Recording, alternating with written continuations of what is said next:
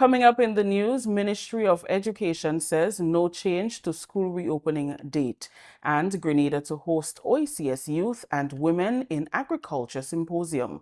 We'll have details to these stories and more, plus a look at news in the region when we return.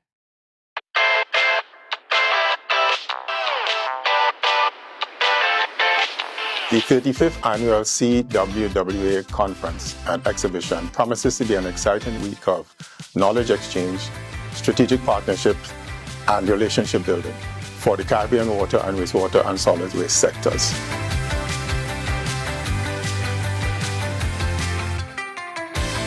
Delegates will have the opportunity to participate in technical sessions led by regional and international experts, explore the latest technologies in our exhibition, and engage in discussions on the issues shaping the future of our sector.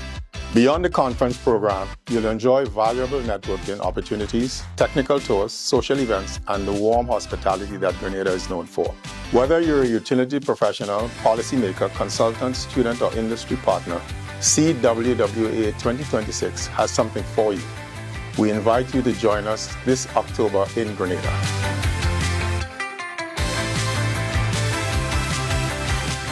Welcome back with the details of the GIS news for Wednesday, August 26th. I am Rikisha St. Louis. Senator the Honorable David Andrew, Minister for Education, says no change has been made to the reopening date for public schools. All public schools in the state of Grenada will reopen on Monday, August 31st for the 2026 to 2027 academic year. Minister Andrew confirmed this during a press briefing on Wednesday, facilitated by his ministry. The statement follows concerns raised by the Grenada Union of Teachers.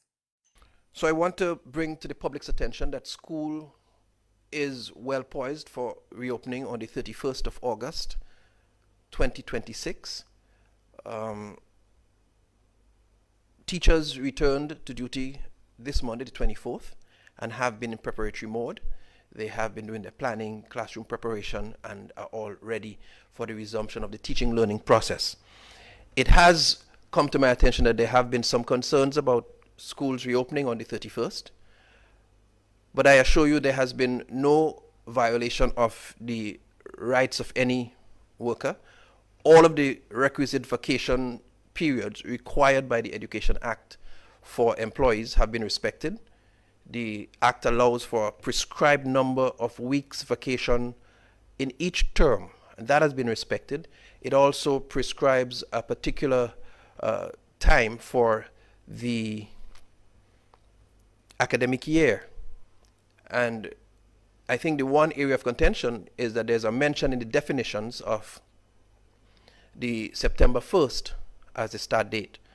But I'm guided by Section 39 of the Education Act that speaks to the fact that the minister may amend Section 1, which speaks to vacation and in relation to a specified academic year, if he considers it expedient in the public interest.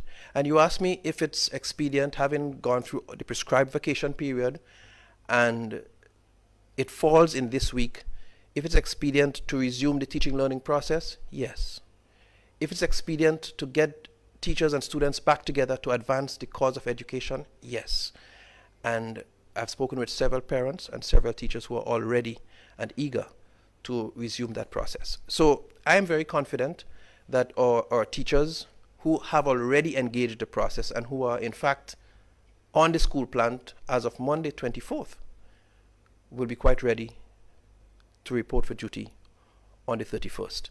According to Senator Andrew, school maintenance and other infrastructural works ongoing at several schools on the island will not hinder the resumption of school. Works are currently ongoing at St. Andrew Anglican School, St. David's Catholic Secondary School, and the Grenada Christian Academy. All of our schools are set to reopen. There are some elements of infrastructural repairs and work taking place in some of our schools, none of which will prevent schools from resuming. So I can tell you we have at the Caliste government, we have a new block which is almost 80% complete, and we hope that by October 2026 that will be complete for commissioning at the Caliste government. We have the Sacred Heart Catholic pre-primary school, and that one is completed, so it's 100% complete, and we are now waiting the official handover, and that we hope will happen as soon as the school term begins. We have work continuing at the Florida Government School. Construction is in progress, and we are told that it's about 20% advanced. So I think the completion date may be sometime next year, by the end of the next or this school year. We have rehabilitation works taking place. We have some computer lab refurbishment in collaboration with BNTF taking place in a number of schools, 11 labs, and that is in progress. And we hope that by October 2026, that will be completed. We have, in terms of the GIP Phase 2, we have signed the contract for supervision for the project at the J.W. Fletcher Catholic Secondary School, and we have engaged the school community in preparation for what may need to happen within the coming term before the start of actual physical works. School washroom upgrades are in progress to ensure they meet international standards. The minister informed parents that QR codes are still being distributed to those who enrolled under the School Uniform Assistance Program. He also appealed to parents to register during the last term of the school year, the May to June period, to fully benefit from the program. And as we speak, the team at the Ministry of Education, they are issuing the QR codes, which is machine-readable instructions that allows the beneficiaries to shop at selected vendors. And I think the persons in the system have understood that. We have received over 3,000 applications. Unfortunately, several of those have come in only recently. Several of them have come in late. And that's part of the challenge the program faces, in that many persons, sometimes only after Carnival, begin to think about whether they need those supplies or not. But the program actually functions in that in the third term, the Trinity term, we actually ask parents to go to the school principals, go to the schools, and fill the applications there, so that in June, July, we can collect and prepare, because this has to be verified. It has to be uploaded to the system, and thousands of them, to generate the QR codes, which are then sent through SMS to the persons. And so to date, I think just over almost 2,000. So we've had over 500 of them coming in very, very late, including within the last 2 weeks. And it's difficult sometimes to have them done as timely as we would want. So over 2,160 are already in the system, uploaded. SMS messages were sent almost to 2,000, 1,800 plus. So these are persons who have already received their SMS messages for accessing the vendors. The team continues to upload the remainder of the systems, and we have to date over 1,000 persons have actually redeemed their voucher. So we know it's working. We know that persons are using it through the vendor system, and they're benefiting. Just to let you know that these vouchers will be available or would be usable up till September 25th, to the end of September. So even if you get them now, or you don't get them by tomorrow, God's willing, you can hang on to what you get, because you will get it, and you'll be able to ensure that it's usable up till the end of September 2026. The deadline to enroll for the School Uniform Assistance Program was Friday, August 21st. The World Bank funded US $15 million Grenada Resilience Improvement Project, or GRIP, is progressing smoothly as work on Balthazar Bridge and Subi's coastal protection moves into construction. The Subi's project comprises 2 lots, both of which are expected to be completed within 13 months. The Balthazar Bridge is also expected to be completed within a similar time frame. The project manager for the Grenada Resilience Improvement Project, Dr. Kelvin George, explained that the new bridge will mitigate flooding and other years of challenges faced in the area. The new structure will be constructed 18 feet from the riverbed, which gives more room for debris to flow during heavy rainfall. The existing bridge, the Irish Bridge, that is there, and we understand that there are several piers underneath the bridge. So the piers that are there are what causing bamboo and debris to be trapped, that causing the topping over of the river. Now we're hoping with the new designs, the cells are outside, are on the banks of the river, so it's not directly within the water flow of the Balthazar River. And also based on the design, the hydraulic opening is something about 36 meters square meters. So there is just an opening, extensive opening for debris and bamboo and everything, water flow to just go through the new bridge. So that we anticipate will be able to reduce or mitigate flooding in the area. So we're looking forward to that bridge. The bridge will be closed to vehicular traffic in the next 2 to 3 weeks once construction starts. He said the Royal Grenada Police Force will collaborate with the contractors and project team to ensure diversions are safe and motorable. We would have gone through the different bypass route and see the condition of the route. We believe that those bypass route will be sufficient to withstand the movement of traffic. We had engagement with the Royal Grenada Police Force. They are directing us in that space, and they're advising us as the expert in the traffic management. So they, from the consultation, they have given us a lot of indications, a lot of, they actually develop a framework as to how they will administrate a help in the administration of the traffic flow. A representative of the Subi's Coastal Protection Project shared the scope of work and other updates as it moves forward. As of now, we are ready to start the project. Hopefully, by the end of this month, we will do actual construction on the site. We have established our storage and yard facilities in Subi's, which we already placed our containers, and we started building our office, and we right now applied for our other connections like electricity, water, and internet. Stones should be starting carried from Woodford to the site next week.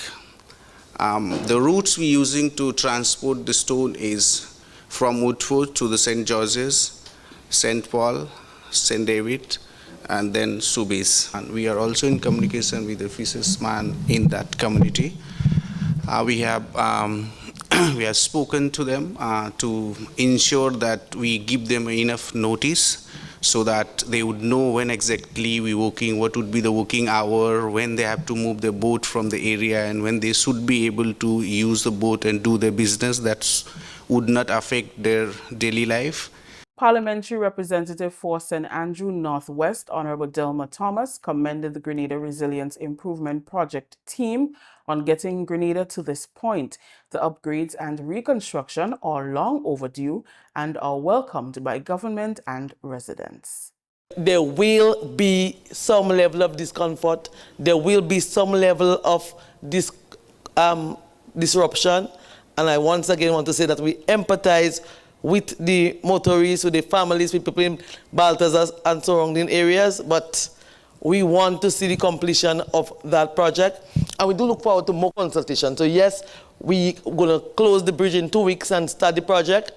There may be some teething pain, and therefore we look forward to always engaging the population, always engaging members of the parish to have an appreciation of what is happening, but we are happy at this juncture that we can really see this bridge, because we talk about this bridge over and over.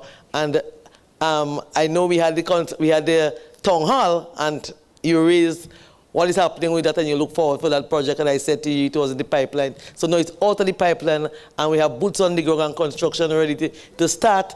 The Balthazar Bridge project was awarded to General Earth Movers Limited, while the Subi's coastal protection works were contracted to General Earth Movers Limited and Construction and Industrial Equipment Limited.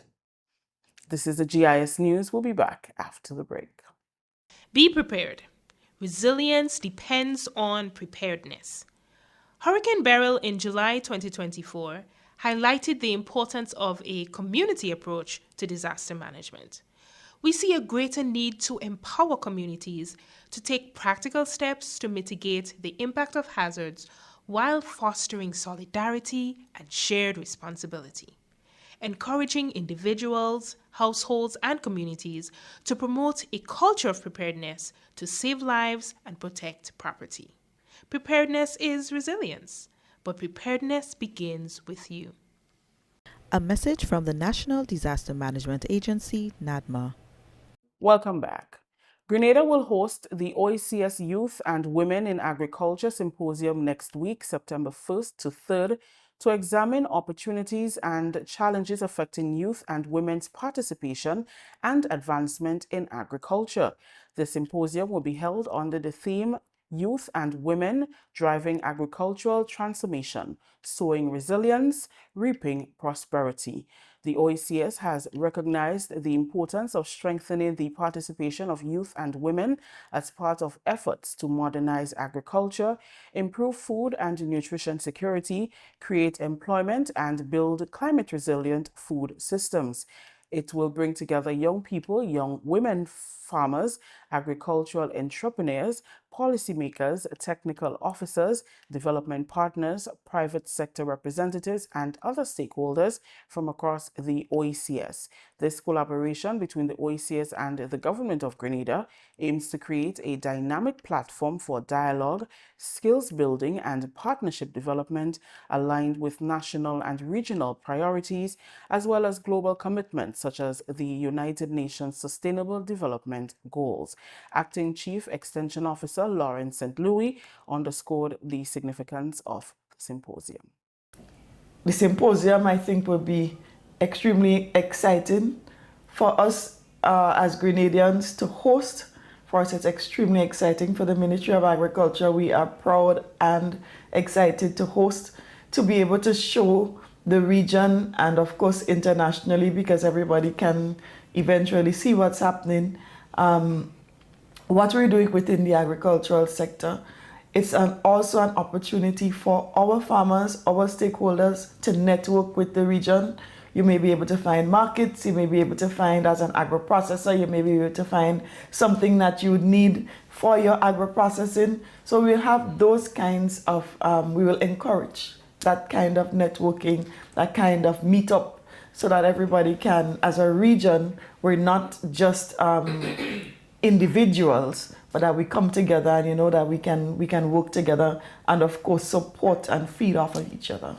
The symposium will focus on entrepreneurship and business development, agriculture and food security, including climate-smart practices, digital skills and innovation, leadership and governance, access to finance and investment opportunities, gender equality and social inclusion, and emotional intelligence. Participants will visit local farms to see practices and techniques, following several panel discussions and exhibitions. On the final day of the symposium, we'll also have some field visits where we will go to different farmers, agro-processors, so that the regional participants and also our local participants can experience what it is, a little bit of what Grenada has to offer in terms of our farming, our agricultural sector, and of course our agro-processors.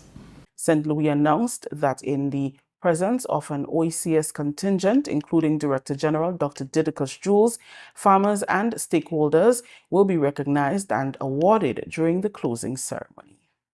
We will be giving awards to of the local farmers or regional partners who are coming in, and of course we will share the criteria and all of that with everybody, so that if you have somebody that you think would fit in the criteria, please let us know so that we can have that person recognized, have their work recognized, and all of us can come together so we can further build the agricultural sector.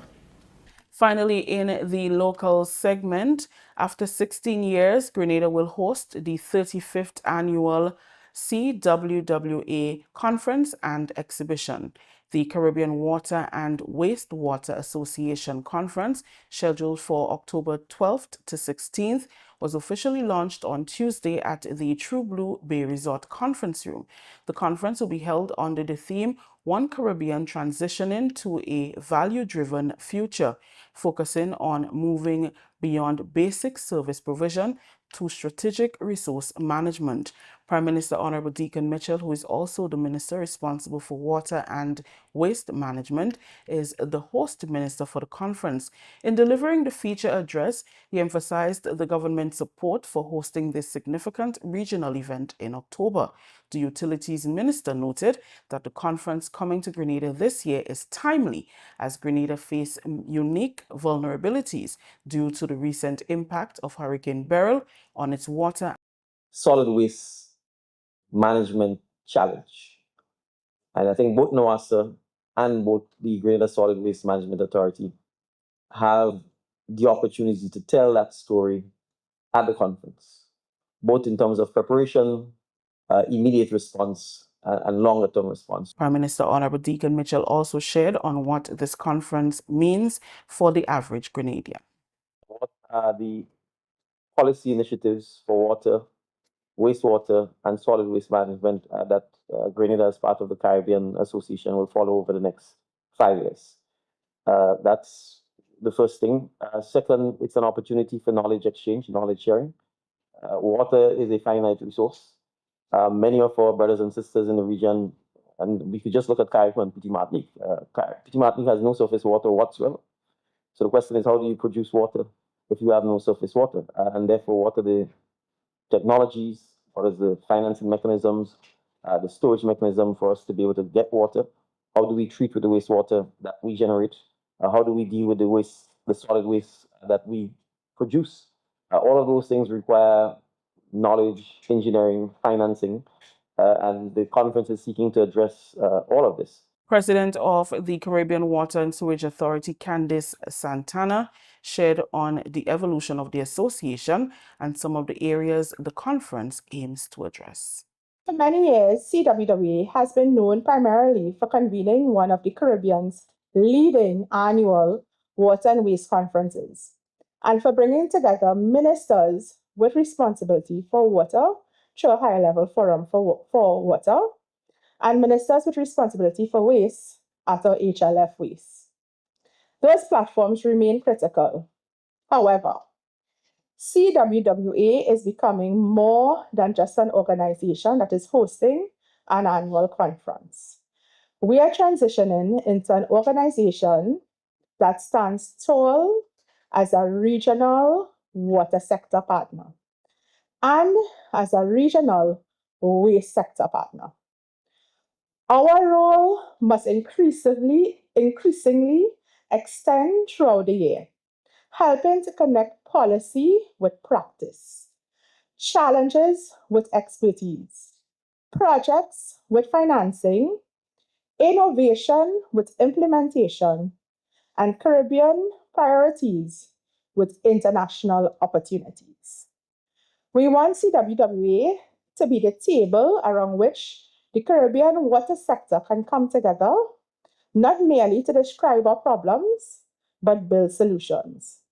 And Grenada will provide an important platform for that transformation.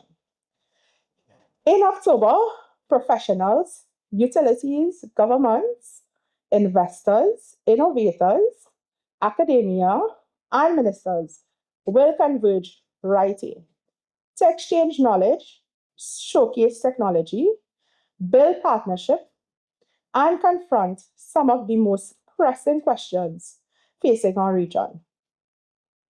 How do we finance resilient infrastructure? How do we reduce water loss? How do we strengthen wastewater management? How do we use technology and digital technology adapts and data and innovation more effectively. Over 30 exhibitors will showcase emerging technologies at the Radisson as part of the conference. The National Water and Sewage Authority, NWASA, and the Grenada Solid Waste Management Authority will co-host the 35th conference in Grenada. Manager of the Grenada Solid Waste Management Authority, Lyndon Robertson, says he looks forward to a great conference. He noted that the emerging private sector in water resources management and wastewater management is critical to moving to a more resilient water management resource system in the region. The One Caribbean contained in the theme is critical to us in that we are always at the mercies of the economies of scale. And therefore, as a Caribbean region, Eastern Caribbean, the sub-region, the Caribbean, and the wider Caribbean region, we have to face these challenges of not being able to be economically viable. However, the investments are critical in order to secure the health and environment of our resources that we have for our region and that we depend on for our survival. I would like to endeavor for this conference, the 35th, to be one of the best conferences, to reap the most benefits with regards to the exchange of technologies. The technical presentations and the exhibitions which displayed the emerging technologies and what we do here in Grenada and in the region would be critical. This is the GIS News. We'll take a look at what's happening in the region when we come back.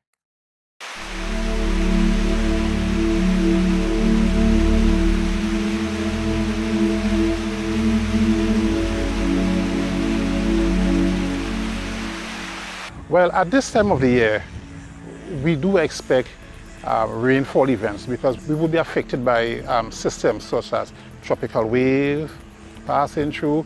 We will have the presence of the ITCZ in our area, and we might even have tropical cyclones, whether it's depression or storm. Okay? So what we would expect is we will have big rain events. Okay? No matter how dry or wet the season is, we are going to have big rain events.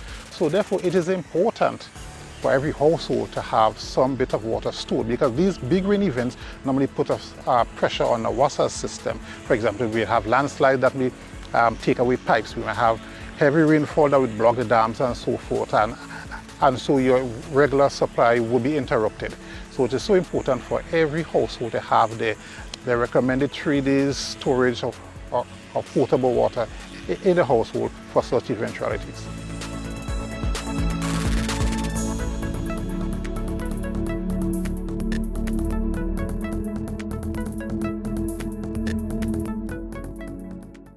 Welcome back. The Caribbean is being urged to step up preparations for worsening heat and drought as a strengthening El Niño threatens to bring potentially severe climate extremes across the region in the coming months. The Caribbean Institute for Meteorology and Hydrology says the warning comes as the region enters the peak of its heat season, which runs from August to October, while increasingly dry conditions are raising concerns ahead of the dry season beginning around November. Climatologist Dr. Cedric Van Meebeck said El Niño strengthened rapidly from weak to moderate conditions between May and July 2026. Forecasts now indicate the climate phenomenon could reach very strong levels between October and December and persist into March 2027. By October or November, drought conditions could affect much of the Windward and Leeward Islands and the ABC Islands, as well as parts of Jamaica, Hispaniola, and the Bahamas. Barbados and Venezuela are moving to strengthen tourism and transportation links with plans for a new bilateral tourism agreement, multi-destination travel packages, and a direct maritime cargo route between the two countries. The initiatives were announced in a joint declaration following talks between and Venezuelan President Delcy Rodriguez during Motley's visit to Venezuela on Monday. The two governments announced plans to sign a bilateral tourism agreement in the coming weeks to increase visitor traffic between the countries and strengthen cooperation among tourism operators. Under the plans, Barbados and Venezuela will work to develop multi-destination tourism packages, conduct business matchmaking activities, and promote shopping and wellness tourism. The agreement also calls for training opportunities involving universities and hotel schools and greater cooperation on tourism infrastructure designed to withstand severe weather events. That's a look at news for today, Wednesday, August 26th. Here's a recap of the top stories. Ministry of Education says no change to school reopening date. And Grenada to host OECS Youth and Women in Agriculture Symposium. On behalf of the news and production team, I am Rakisha St. Louis, thanking you for joining us.